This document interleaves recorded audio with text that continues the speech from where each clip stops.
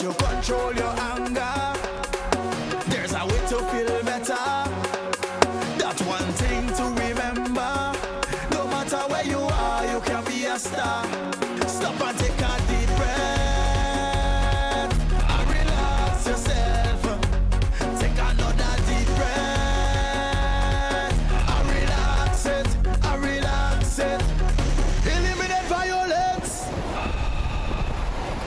Who does man of the party? Tell them it's 4-7 trade. Shout it, let them know it. We represent 4-7 trade. Who's the body's passing? 4-7 trade. Them no crazy like.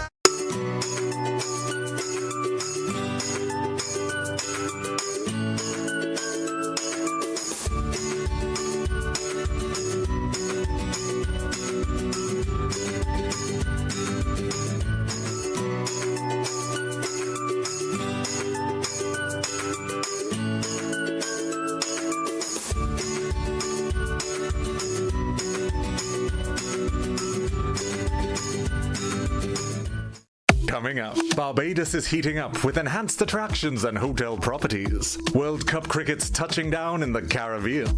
And Trinidad and Tobago is ready in the food department. A year's worth of beaches and more. We're talking about the Antigua and Barbuda experience. The rising stars of the track and the pool. Caribbean Village cricket. There's endless action on and off the field. It's all next on this station.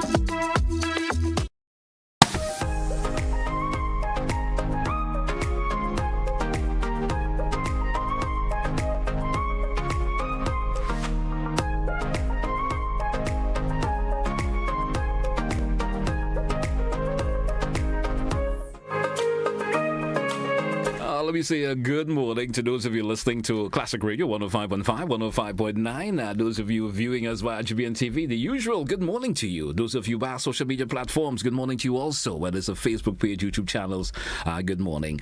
Let me say good morning to my guest this morning, the Honorable, of course, Dr. Clarice Modeste Cohen with us this morning. Dr. Modeste, good morning. I always leaving out the Cohen for some reason. Of course, I guess it doesn't matter. It doesn't. It's not a problem. That's all right. How are you this morning? Good morning to you and good morning to the listening public of Grenada, Carriacou. I know GBN is heard far and wide across the seas, so good morning to all listening and special good morning to you and thank you for having me. Well, you're certainly welcome as always. Always a pleasure to have you on the program. And the usual Greek salutation and greetings. How's everything with you in particular? Oh, pretty good. Sometimes when I became an opposition member of parliament, I thought, well, it would be easy. I wouldn't have much to do. Wait until whatever happens.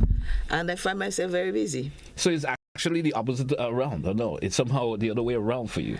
It's not that is it that you're saying maybe when you were in government there was particularly like less work, or now that you're in opposition, it's like the workload is like same? No, I'll tell you what. Maybe I have less things that I need to do.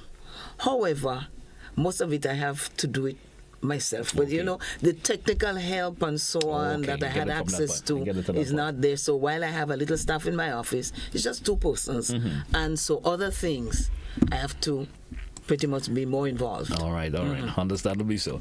Let's get into our conversation this morning once again. I want to kick this conversation off this morning in terms of the crime situation that we've been having in Grenada lately. And I want to get from an opposition perspective in terms of, in recent weeks, there's been a number of gun-related killings, as occurred on Island. We also had, of course, numerous areas where we're hearing folks are complaining about hearing the gunshots and so forth. What is the opposition take in terms of the present trend and the concerns that the opposition may have as it relates to these particular issues that we hear going on lately? It's concern to all citizens, I'm assuming.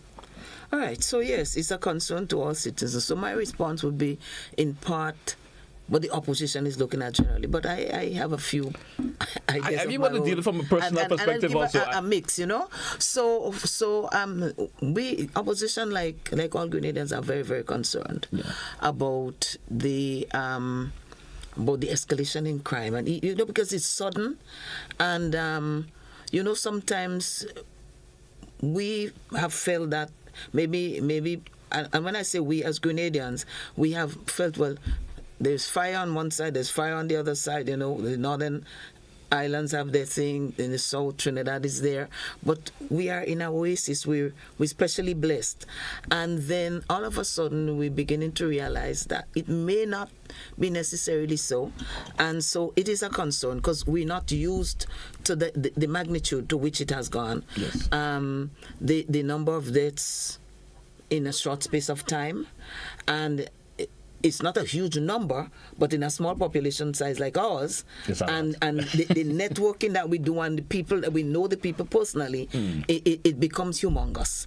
And also the way in which it has carried out, the nature of how it's been carried out now is different to what we know, and so it is of great concern, and we are concerned. I know that the government would have taken to Parliament the issue of the amnesty, the gun amnesty. I do not know how many guns that they would have retrieved through that program, but I get the impression that it's not a fast-moving program, Yes. where a number of people are waiting to hand over their guns. I know Honorable Peter David as somebody who was a lawyer who's been involved with persons who would have committed, gun crimes and so on, would have done certain things in his time, like getting his clients to bring in their weapons and so. But I know in the Parliament sitting, he was saying that alone, without any kind of incentive, he doesn't think it would work. And it may be proving, he may be proved right in the end. And, some of the how shall I say it? The warnings that were given, that what would happen if they didn't do it, and so on and so on, perhaps may have, instead of attracting persons, maybe kind of push them back from that. So also we many times have to invent a new wheel. But there are other times when we do not have to reinvent the wheel, or we may have to look back at some things that may have taken place and learn some lessons from it. So I heard the Prime Minister say, we tried gun amnesty before, it wasn't successful. That's a lesson. So it's either you have to do it differently, or maybe look at something else to do rather than that. Also, there was... I understand that there is some element of gang orientation in these things. And I know this is not the first time it has happened. When NNP was in office, a similar thing came up. It perhaps was not as violent, and with so many loss of lives in short time, but it was violent, and there was loss of life. And I remember... Sister Emlyn Pear was responsible for the Ministry of Youth at the time, and government got involved, and other churches got involved, and other civil society, and they looked for solutions to find out why. Because when things happen, we have to find out why. Yeah. What is the root cause? And then if you do find out some of the root causes, then how do we deal with it? And some of it I am picking up maybe, drug-related, but sometimes drugs may happen, or people might get involved in drugs because that is what they want to do. You could term them bad, or sometimes because they're looking for ways to make money that could sustain them in their way of living and so on. And so I am not looking at excusing anyone, but unless we know the root causes, we cannot deal with it. I have not heard any meetings with any youths, any persons who might be in the forefront, or any persons who may have influence with youths. I haven't heard that. It may have happened, but I don't know. And that raises concern. I haven't heard any programs on the media that we use, whether it's whatever, Facebook, Instagram, good old GBN, television and radio. I haven't heard much of that, and I am just concerned that we may not be giving it the attention that it needs. So I think that has to happen. Government has to become more involved. The Prime Minister, as Minister for National Security, has to become involved. And it's not that he has to be blamed for it. He's the minister, and sometimes things happen under your purview, under your responsibility, and it's not you send people out. But when it happens, one has to take responsibility and say, how do we cure that malaise? Yeah. How do we deal with it? And I haven't heard or seen that. Neither have I heard it in Parliament nor in any government program. So I am really looking forward to seeing that kind of reaching out that happened before, some lessons, involvement of other stakeholders, because when people die, when we lose lives, we are all stakeholders in this, and we are all responsible for looking for the solution.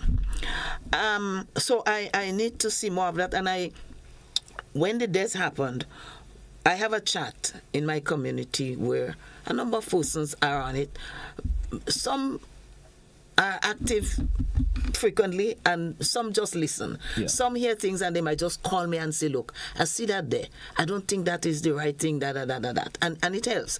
And when we had one of the recent deaths, that young person knew the person, and then shortly after that another person died, and she knew the persons personally. Yes. And when she started to ventilate, I said, oh my God, this thing is not just about those people involved in the violence, This is hurting all our youths and hurting our nations. Yeah. And we need to fast track what we're doing. And she's saying sometimes people work and it's like a hand to mouth. As you make $1, you have to spend it. And she spoke about the cost of living that some persons cannot cope with, so they might be looking for other ways. And she was trying to rationalize what had happened. And it makes sense. And we know how the cost of living is at this time. And I think one of the things that has to be looked at is that how do we mitigate the negative impact of the cost of living. And I know I have a good friend who is in government, and I remember in our time when the cost of living started to go up, he called me and said, the government needs to do something more, to help people. But so my good friend knows who he is, and I'm saying, if you knew then that something needed to be done, and you there know where you can have that influence, then use it to look at basic needs of families and people, where government can help waive some taxes or something to help persons, and I'm not seeing or hearing that. Dr. Wood, some folks would say the incidents that has occurred are isolated to a point where it deems an individual in terms of their particular lifestyle. You understand? It doesn't deem that the way of life of a majority of Grenadians. You understand? If you check the individuals who you may have heard of their past incidents that occurred with them, so they were part of the whole the policing aspect of things, how the police involved with them from time to time. You understand? So it's not really a generalized way of individual the lifestyle of the vast majority of Grenadians. How does the opposition, you as a MP for in Grenada as a whole, and for your particular constituency, how do you think we could curve this? The conversation that is needed to be held with individuals, to put a curve on this for some reason. We all would prefer a downward curve on no incidents of that nature happening at all in Grenada. You understand? What's your take on that? Okay.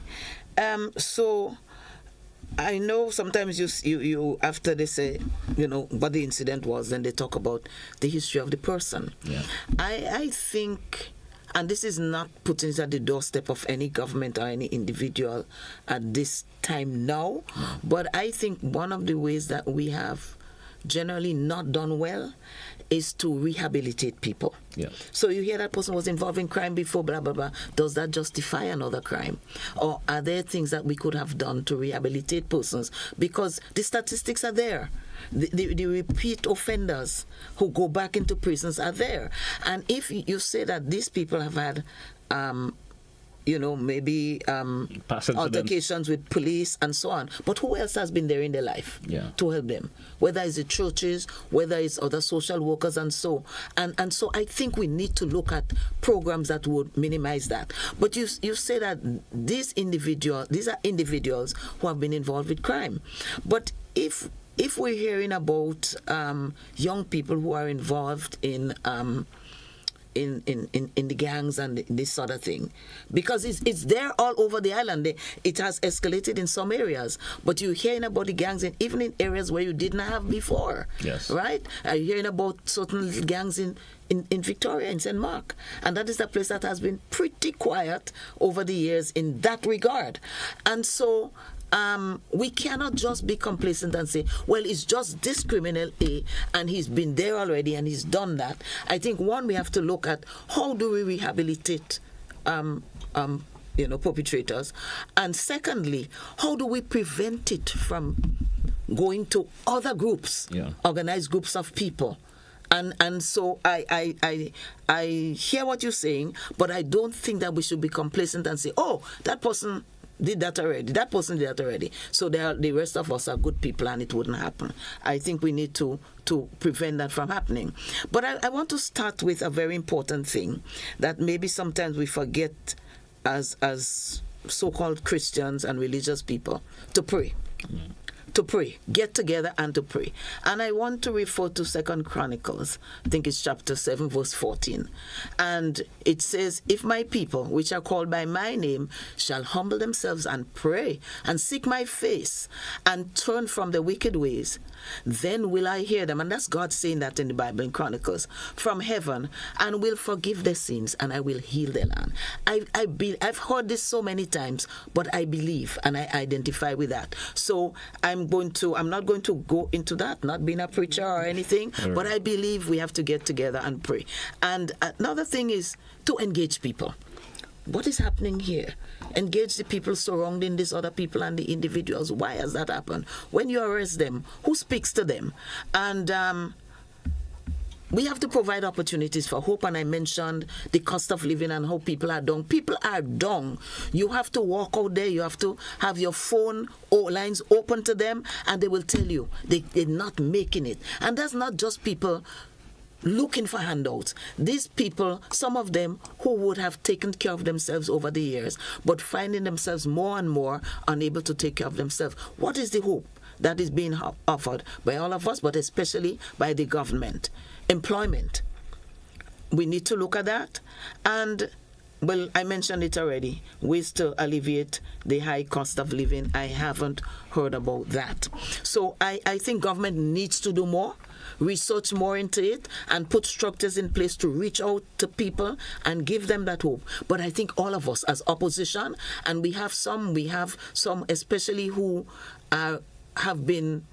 have had success in dealing with young people, as Sister Olympia and Sister Kate. We have some other persons who worked in the Ministry of Youth. They're not necessarily affiliated with any party, but maybe their input can be garnered to assist in that and make it a national issue before each one of us are hit directly with it. Of course, and bring their positive influence. Yes, bring that kind of positive influence and let young people know we care and we want to hear you, because we, the older folks, do not have the solutions for them in our hands. Yeah. But if we work with them and we listen, we might be able to come up with things that we can do. All right. Dr. Modeste, the recently passed gun amnesty, of course, is in effect right now.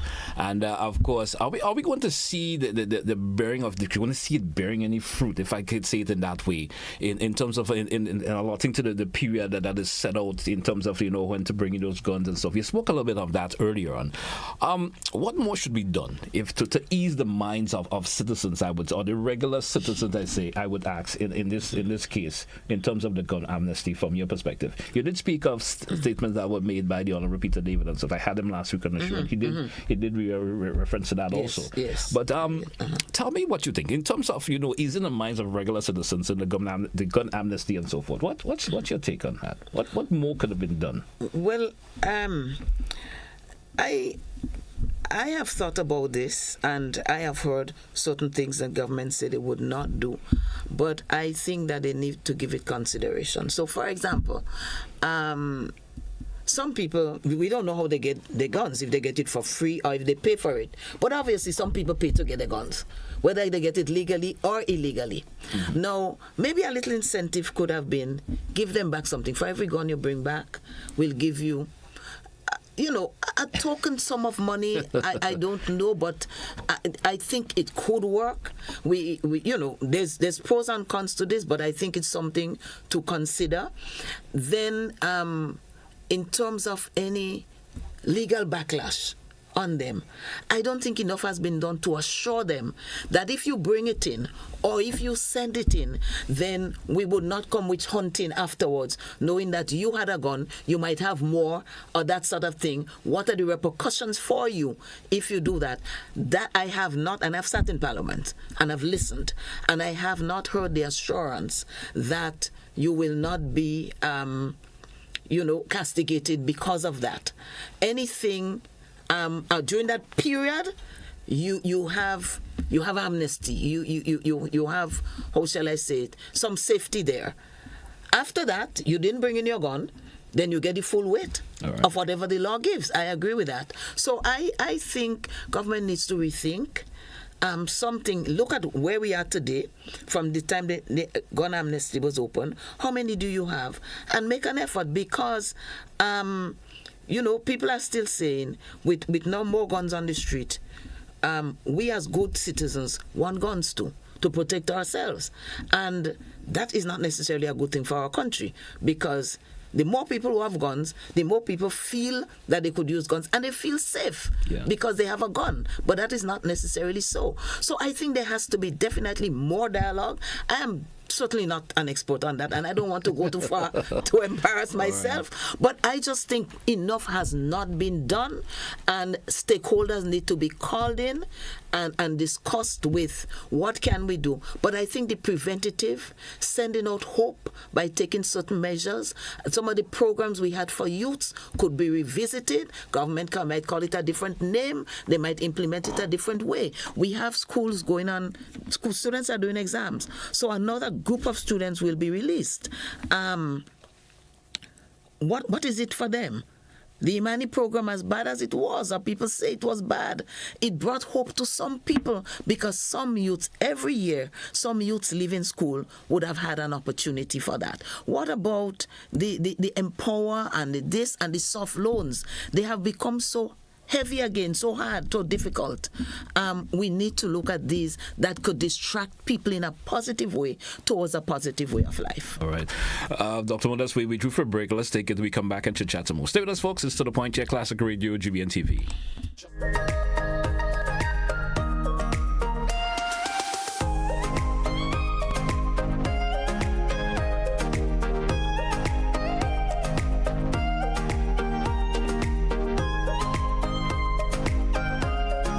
Ladies and gentlemen, the time has come for Grenada to laugh again.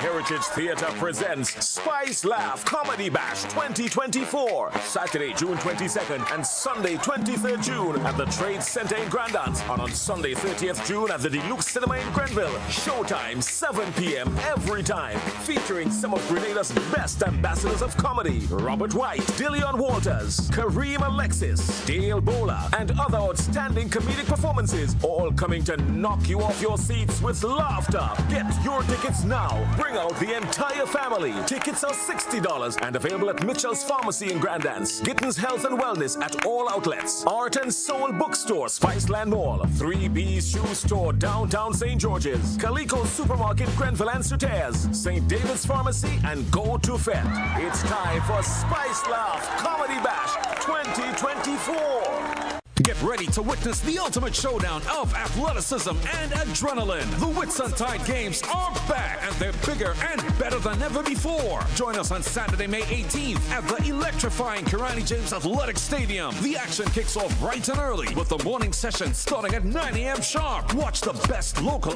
and regional athletes go head-to-head in a battle for glory and supremacy. But wait, the excitement doesn't stop there. As the sun sets, the evening session ignites at 4 p.m., promising even more heart-pounding action and jaw-dropping performances. Secure your spot now. Finish line A, lower and upper, $30. Finish line B, lower and upper, $25. General admission, main stand, $20. Get them now at gotofed.com. Mark your calendars and be there to cheer on your favorites as they strive for victory at the Whitsuntide Games 2024. a call to protect our children. Innocent lives brought into this world, fruits of the womb, boys and girls, young lives born into families, longing to be loved and protected by society. Meanwhile, there are persons who are focused on abusing children, ravaging their innocence, pretending to be their friend, appearing to be genuine and a source of protection. They are the same ones who are armed with deception. These wolves in sheep clothing must be exposed. A lot are walking around and nobody knows. It's about time that these abusers feel uncomfortable in society, for the things they do to children is a disgrace to humanity. Our children's cry of no, help, seems to fall on deaf ears. Abusers still ravage them despite the painful tears. There are children who have been abused for many years by people they know. It's like no one cares. Can we not hear the screams of our children as predators continue to use and abuse them? So many died, gone too soon, should have been here to glow and bloom. Together, let's stamp abuse out of this land. As a united force, yes, we can.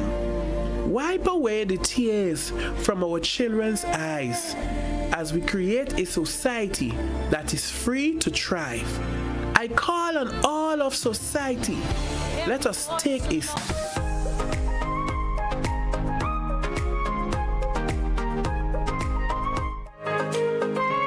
Welcome back, listeners. Welcome back to the point this morning. Welcome back, Dr. Modeste, with us here on the program this morning once again. Dr. Modeste, a topic of conversation that also is I would like to get into a conversation with you this morning as relates you, of course, in terms of domestic violence here in Grenada. It's still a cause for concern for some reason. It seems to me not getting that much of attention because of, because of the other trending or the developments that we have going on lately in Grenada. Sometimes some folks are not putting the emphasis because it's not like the trending topic, if we could say that. Your concerns about domestic violence from an opposition perspective. Tell me. Yes, domestic violence is very prevalent in Grenada. Yes. But yet the amount of discussions on it doesn't reflect the kind of prevalence that we have. And, last October, we have a caucus of women parliamentarians that consists of all parliamentarians, past or present, regardless of their political affiliation. Yes. And it has survived the years. Sometimes it's on a high, sometimes it's not so much on a high. But we're there, and we came up with an idea to sensitize, to do some training for parliamentarians on parliamentary procedures and certain other things, especially new ones and old ones too. New ones so that they could learn something new, and the older ones to refresh what they knew before or any changes, in procedures and so on. And we also did the topic of domestic violence, and we had a well-known lawyer who has been involved with that for years doing a presentation on it. And I was blown away by the statistics, and a number of other persons who attended said, they know it existed, but, the stories that we heard, the anecdotes of this domestic violence was really staggering. And I'm happy that we have a little opportunity to talk about it. So it started there, and the awareness was created. The Ministry of Social Development was, very involved. We invited them in to do whatever, make their input there. And around that time, there's a program called the Spotlight Initiative, which is supposed to shine the light on domestic violence and shine the light on the way forward out of domestic violence. It started, I think, in 2022 under our government, and it continued. But last year, 2023, I think it probably was a 2-year program or so. Towards the end of December, it was supposed to end. And so the financing was external, but after that, from there on, government would have had to take it up. Well, when I saw what was set aside for that program, I wasn't excited. But I thought, well, it's the government's prerogative, and they put it there. Let's see what happens. I think they're due to restart a similar program anytime this month coming up soon. Yeah. And, I wish them all the success because we need it. The issue of domestic violence is really underplayed.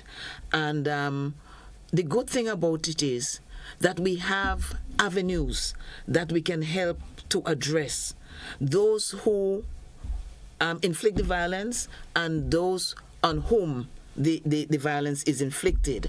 And we must look at the family structure, the stability or non-stability of the family.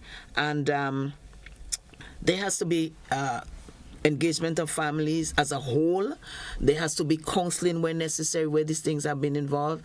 There has to be parenting training, because some of our parents are very young people and didn't get time to be serious adults before they had to become adults by force when they got into having children and so on. And so we need to help them and encourage them. And just to give you a little bit of statistics, in 2018, UNDP did a research in Grenada, and they found out that 29% of Grenadian women have experienced physical and or sexual abuse by an intimate partner, and 23% have experienced violence by a non-intimate partner. Yeah. That is significant in and of itself. And then recently I learned too that in 2024 in the assizes, that out of 79 cases, 34 was sexual assault. Yeah. 34, and that's 42%, almost half was sexual assault.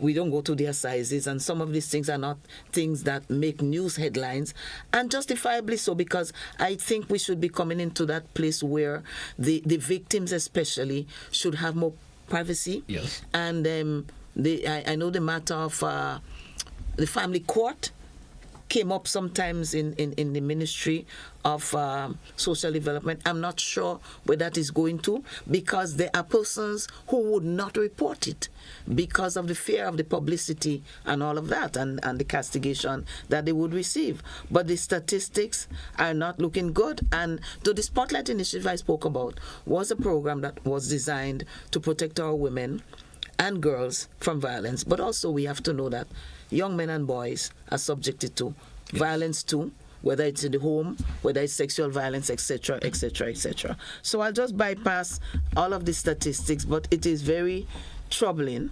And but what I noticed in the stats from 2019 down, there has been a slightly downward trend. Yes. Not enough to make anybody who is analyzing it comfortable, but it's an indication that it could go down. So because I mentioned 34 cases so far in 2024, in the other years we've had 204, and the others were 100 and something, but gradually showing a downward trend, a decline. So we hope that would happen. The good thing is there is support for these programs. You have a ministry that a section of it is dedicated to that in government. You also have organization. You have CWIL, Caribbean Women in Leadership, or who is involved in that. They provide training, they provide financing. UN Women provide training for financing, because that training we did last year, they financed it, and now they're financing other things like that we want to do to help sensitize people about domestic violence and to help curb domestic violence, especially in the homes and in the homes, because domestic limits us to that. So we can do training, we can do billboards, we can have persons doing the jingles, the little songs, and so on. We can have other high-profile Grenadians in sports and other areas saying something on these things. So that funding is provided by UN Women. Paul Americas is very involved. So you have organizations that could access the expertise for us to help us and could access financing for us. So these are great opportunities that I think we need to access more of, be more conscious of, and use it, maximize the utilization of that. And in the next few weeks and months, because we have some funding that has limited time, that is the Grenada Caucus of Women in Parliament. We are going to, by the way, I happen to be the chairperson at this time. And that's why I guess my passion perhaps stems from my involvement and learning and hearing what other people worldwide have to say virtually. So there are things that can be done to help, as I said, the victims and the perpetrators. And I think we need to do more and to be aware of it and to create avenues where people feel they can speak up without being castigated for being involved in domestic violence. All right, great. I'm happy to hear you speak on that, because, there are folks who are going through a lot of these situations in these days and times, especially for women. Something about domestic violence is always kept quiet for some reason or the other. We hear there are organizations who encourage individuals to speak out, the women, men who are also being ill-treated, urge them to speak out and so forth, but somehow we don't hear enough about it. And certainly the organization that you're a part of certainly hope that, we could hear more been done to assist individuals. It also have a mesh with the crime situation as we see involved these days. Sure. Domestic violence and crime. Sure. They're meshed some way or the other. Yeah, and that's why I chose to link it, because children who grow up exposed to domestic violence, violence is violence, whatever it is, then they are easy prey to violence in the communities and that sort of thing. And I missed out a very, very important group. That is the CBOs and the NGOs. I mean, I didn't realize Grenada had so many NGOs until I started going to these meetings, which one we organized and later on which the ministry organized and I attended, and they're passionate about these things. Well, how effective are those NGOs? How effective are those NGOs? Well, I was surprised at some of the work that they have been doing in communities. Yes. So I because of the funding that is available, that can empower them to do more. I am looking forward to see more activities, but I want to say thumbs up to those NGOs, because some of them are really doing a good job. All right, great. But we don't hear about it. We don't hear about it. We don't hear about it. I want to switch the conversation once again and move on. Health in Grenada. Is some folks will say that it's still troubling. We still hearing accusations about your medication in terms of various types are still unavailable and so forth. Now, you being a medical doctor, Dr. Modeste, the MP, for of course, what are you hearing from patients and folks in your constituency as regard to this in terms of the health situation in Grenada? What do you have to take? Are we seeing? Is there any improvements? I did mention that still, of course, conversation in terms of various medications not available and so forth. What, from an opposition perspective, I should say, what are you hearing from your constituency, patients who may have been who visit you in your office and so forth? What are you hearing in regards to this in terms of the health situation here in Grenada today? Yes, still the shortages are there. Yeah, shortages of staff. So when you go into the hospital, doctors as well as nurses, we're short on that. And well, of course, you can't get optimal quality of healthcare if you're short on staff. Yes. Because they can't do everything, and then the fatigue is also an issue that we have to take into consideration. And medications, it's still short. It comes in spurts. So 1 minute or 1 period you don't have XYZ, and then it comes and you hear, we get some supply, but it's a little bit. So the quantities that are being purchased really does not satisfy the demand that is there to keep it going. And secondly, so they last for a short period. So before you start to feel comfortable as a patient or as a health service provider, you're back into square one where you don't have it again. So it's a revolving cycle. And I know drugs are expensive, but I also know that we spend we have a wonderful 50th anniversary that we spent a lot of money on. And I'm not saying whether government should spend or not spend on it. That's for government to decide. But I am wondering, how does government balance spending over 20 million, for drones and all of that and the fancy play, which a lot of people enjoyed it. And but how do you balance that against the deficit, the need for medication and medical supplies in the hospital, which are always there? I do not hear of any drive. I know that the government had a large team of persons go to Cuba.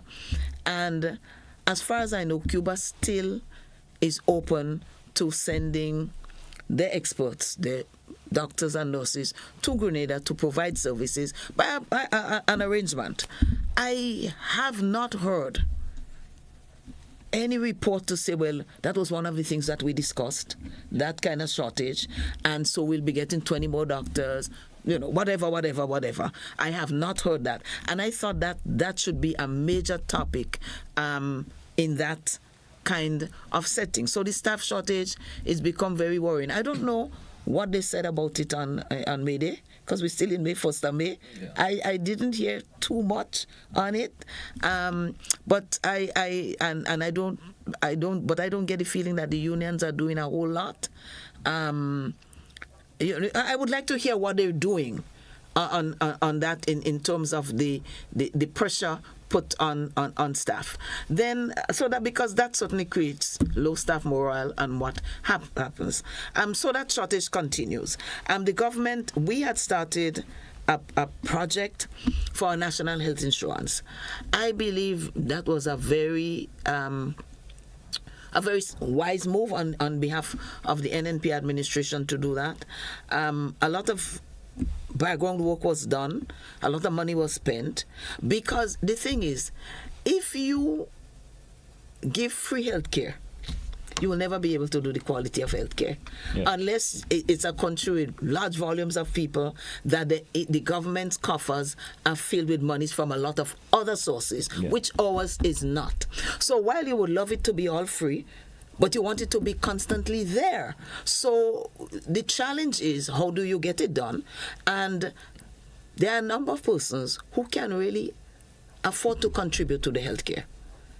And some who can afford to contribute this year may not be able to contribute next year for whatever medical problems or otherwise or job situations they have.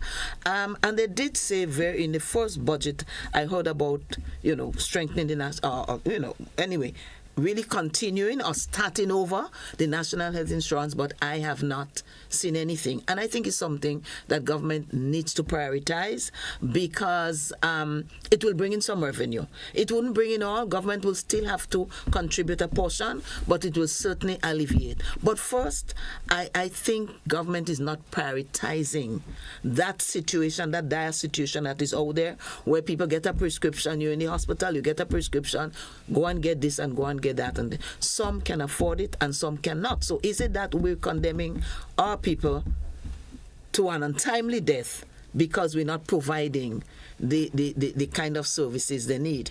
And I really think that government can do more, maybe more restructuring of how you spend your money, the monies of the nation, maybe a little bit less traveling, because traveling is costly, and certainly some activities that take place, we have to wait against the health care and the lack of certain things. Should we be doing and not, use that money for that? And I think that is where they have to look, because there is a dire need out there and people are really hurting in that regard. If you have already a high cost of living that people are struggling to meet and some are failing, and then you have a sickness, and I can show you in my phone, this morning I received a request for assistance from for medical attention, and we do over 10,000 monthly that has been allocated now and started to use recently. I have already assisted 2 persons, and I got a request for another person who doesn't even live in St. Mark. So how does government help persons who need services that cannot be provided in general hospital? Because what General Hospital needs to do is to do well what they can do. But what they cannot do, government still has to have a little bit of funding to help. But if that national health insurance comes on board, that will help take care of these issues as well. All right. Dr. Modeste, we do for a break. Let's take it. When we come back, I want to get into the political part of things a wee bit in the conversation this morning. I want to hear from you in terms of your political organization. So get a little bit of chit-chat. We also invite some calls from our listeners and viewers this morning. Stay with us, folks. We're coming right back after the break. Don't touch your dial.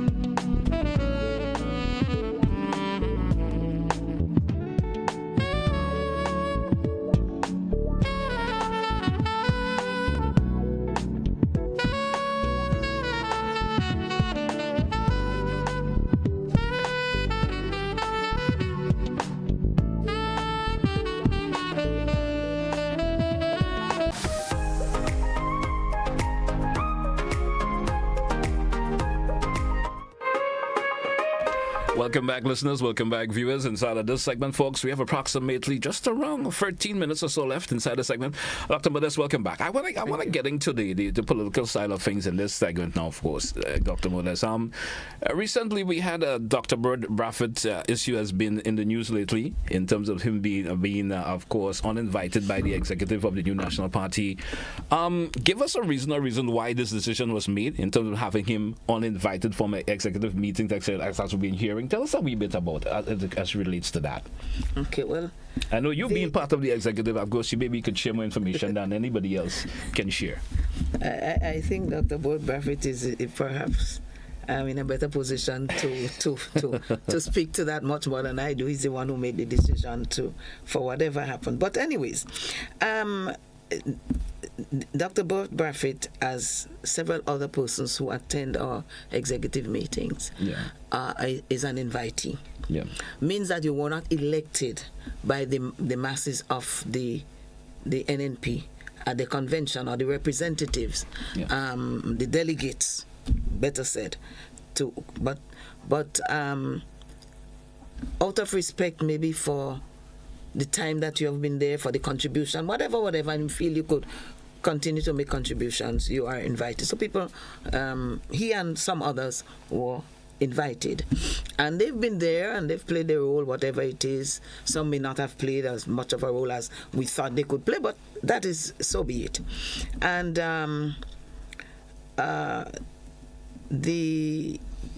the issue on hand is Dr. Boat's public statements on certain things, going public.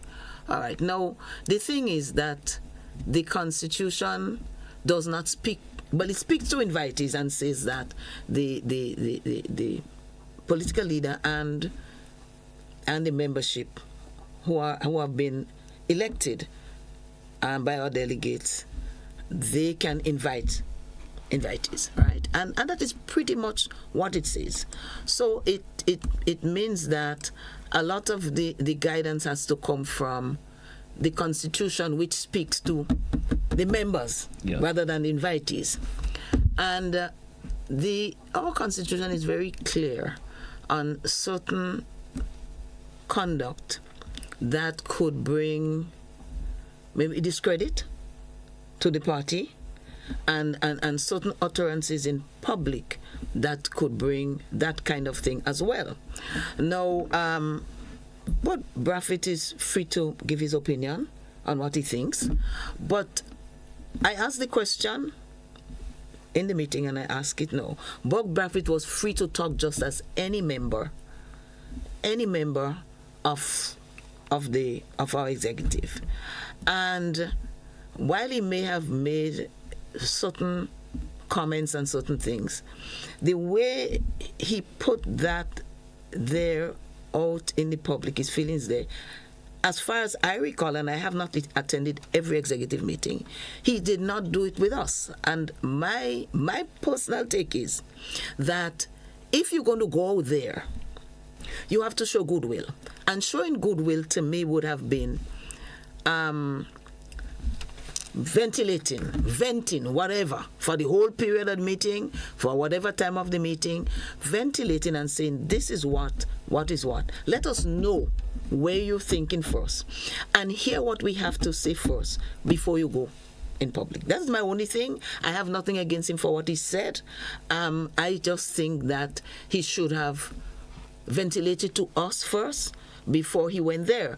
Now, the question is, and I would not answer the question, if any invitee or any member could go publicly and say certain things that they have not said to us before, what are the chances of this continuing to happen?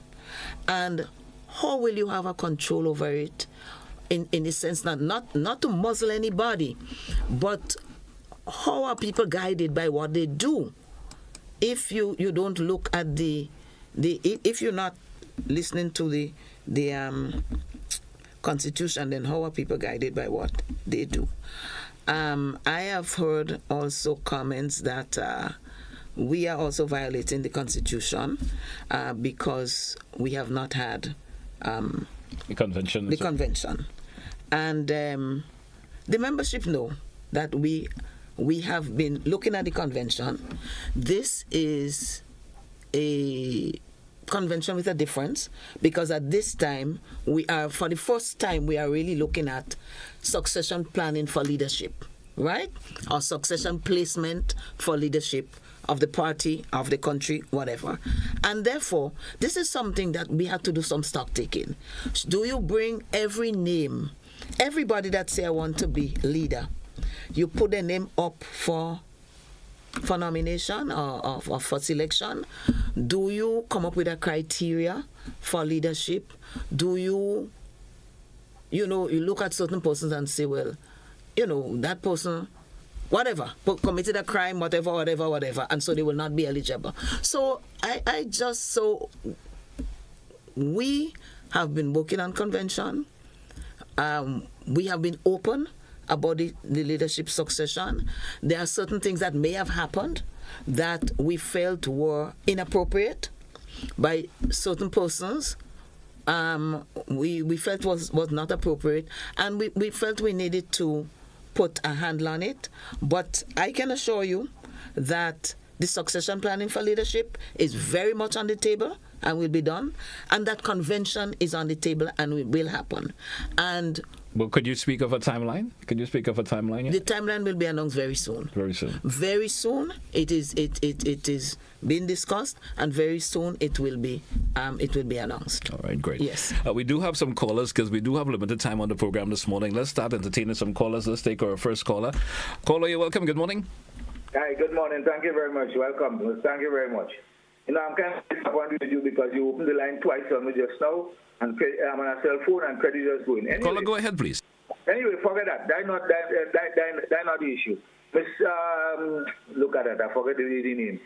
Look, I am suffering with a disability. I heard you talking much about the cost of the independence celebration and whatnot, and I would like to support you on that. No, I am not a politician or whatnot, etc. I don't support any particular government, and maybe because of that, I am suffering in this country. Now, for 40-odd years after detention, I have a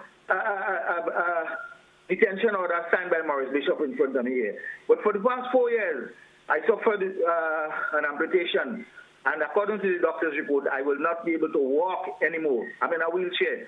The seed program, I'm wondering what's happening. When you're in office, I did write to you all sorts of different things took place and whatnot, and I have not received one cent. To this day, I made a lot of sacrifice in this country to have this country where it is today. I struggled against Maurice Bishop because when I spoke out to him about the Constitution and what he was doing wrong and whatnot, he laughed at me and instead he jailed me and whatnot. What are you doing? Could you help me? I need some help, please. I need some help, please. Thank you very much. Have a good day. Thank you, caller. Thank you. Any response to the caller, Dr. Modeste? Only to say that he asked about the seed program. And I think he's right to ask. I have asked about the seed program myself. And I want to clarify that it is not about INDCI and NP thing. But the seed program has certain guidelines that I've never understood. And some people that have been left out over the years do not deserve to be left out. And some people who are in the program maybe need to be rethought because maybe they have other resources and so on that, they could lean on otherwise. So I hear what the caller is saying. With one leg, of course, he cannot work. And I really think that this is a program that needs to be revisited to give really needy persons an opportunity to get the support, and families is a family program as well. Families get the support that they need. I think there have been matters from its conception that need to be revisited, and it is not doing all that it can do. But let me qualify again that it has done a lot for a lot of people, but there are some people who are left out that should not be. All right, let's entertain another caller. Caller, you're welcome. Good morning. Good morning to you, Mr. Minister. According when the NMP was in office, all sugar, like sugar, saltfish, rice, on the shelf, the prices was very, very, very, very low. Milk was very low.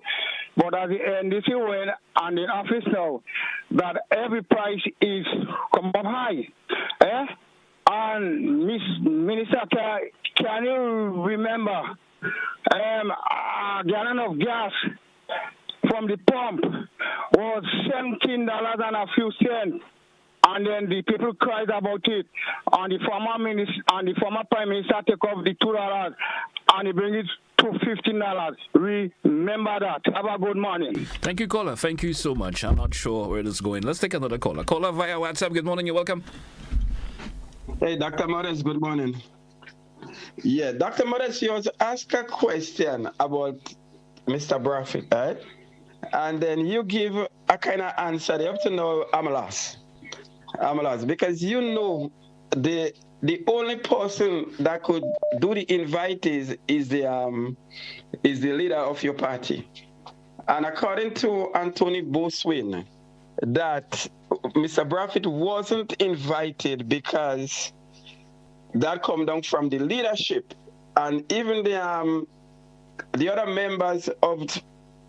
members could not make a decision without it coming from the leadership. So, Dr. Modeste, what are you trying to tell us today? We're no fools. And my second question to you, Dr. Modeste, we need some answers because we know that in Victoria there's supposed to be a shrimp farm, and you was there in the opening of the shrimp farm. We know millions of dollars was used for the was mismanaged towards that shrimp farm. Today I'm asking you to come clean with the Grenadian people and tell them what happened to the 50-something million on the shrimp farm. And a second thing I want to ask you again, Dr. Modeste, and I want you to be honest with us. All right, you know that 1/3 of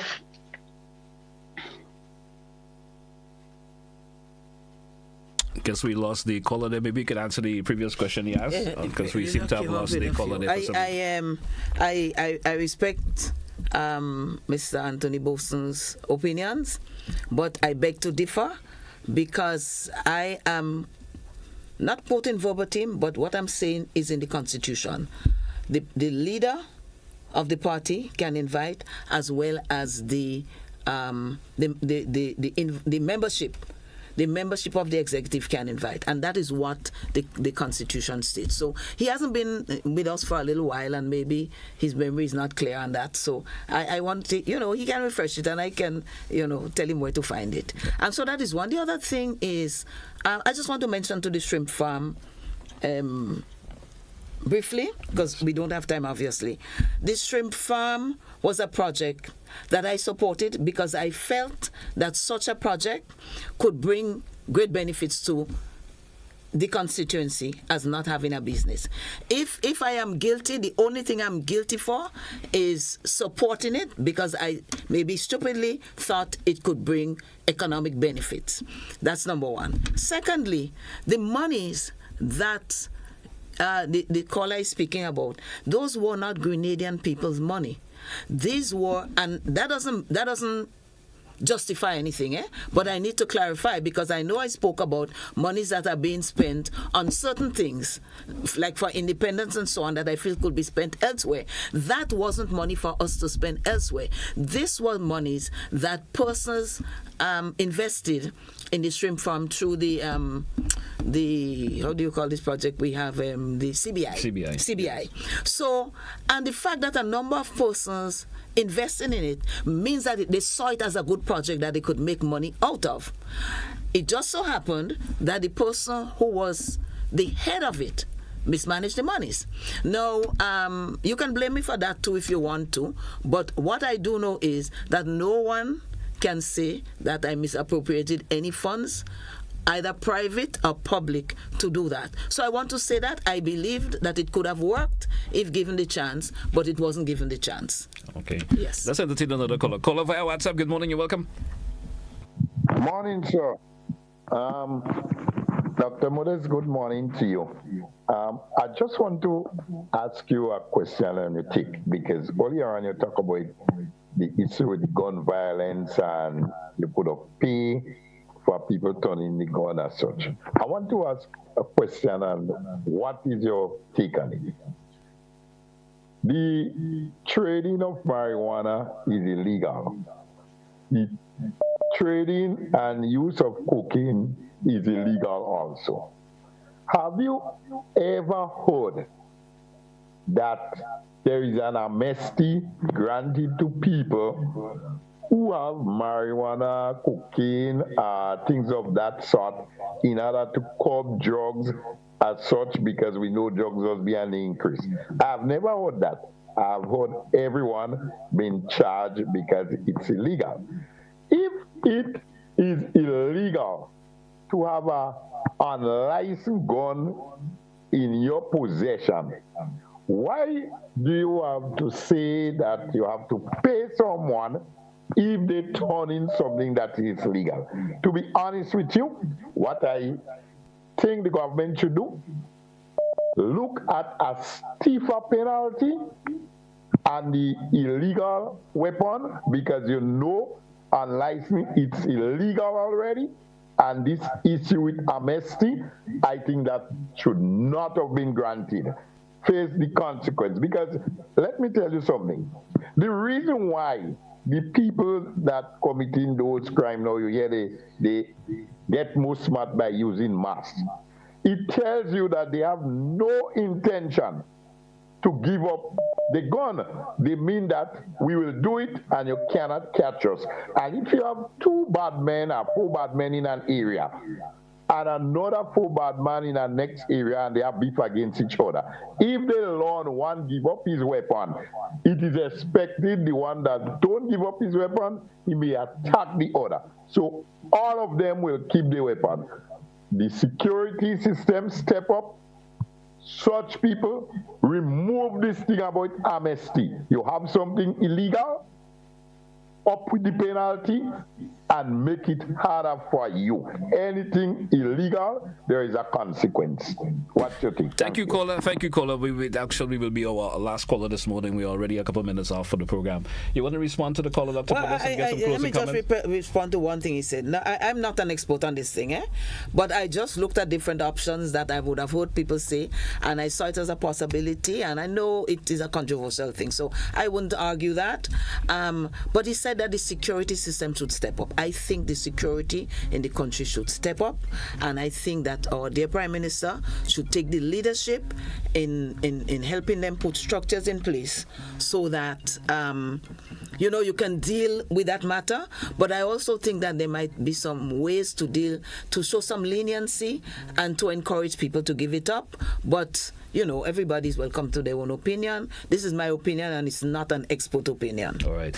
Dr. Modeste, we spoke on various issues this morning. Any closing comments from you? Just to say, I'm happy to have had this opportunity to speak on the issues of concern to the nation, the crime and violence is, and I mentioned that I hope the Prime Minister would step up on this, and that I think we, as you asked me about opposition, we as opposition and the nation, we need to come together on that and to help in whatever way we can. It's not a one-man thing or a government thing, it's all of us. Secondly, the domestic violence. We have to get more involved in that. Usually the victims are women. We have to protect them, but there are victims of the other sex as well that we have to protect. And there would be some programs coming up, and I hope persons can attend whenever invited or make contributions, suggestions to assist us in that, to bring this whole topic to the fore and to look for meaningful solutions. I didn't get to speak on my favorite thing about the airport, but I'm happy to know that work is going on there and that new innovations are taking place, started by us, so that when visitors come as well as Grenadians traveling, they would feel more comfortable. So we are there as an opposition to work with government, to work for the people in matters of importance to the country, and we have demonstrated that we are willing and that we have some, I wouldn't say expertise, but some knowledgeable persons on our side who could help, so why not use us? All right. Dr. Modeste, thank you once again for being on the program. It's always a pleasure to have you, and certainly hope we could have you again and we could get more in-depth with the conversation. Have a great morning, and all the best. Thank you very much for entertaining me.